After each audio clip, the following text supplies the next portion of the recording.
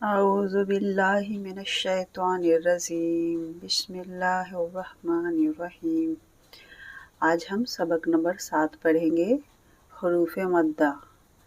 مدہ کا مطلب ہوتا ہے کھینچ کر پڑھنا، ایک الف کے برابر۔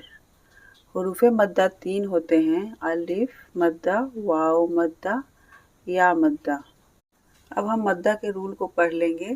الف سے پہلے اگر زبر آتا ہے تو الف مدہ کا رول فالو ہوگا، یعنی با الف، با زبر با اور الف با۔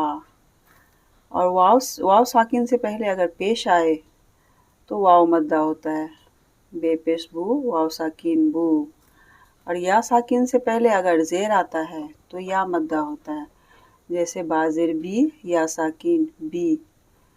اسی طرح ہم سب حروفوں کو پڑھ لیں گے۔ اب میں آپ کو بتاتی ہوں الف مدہ کا رول کہاں پر فالو نہیں ہوگا۔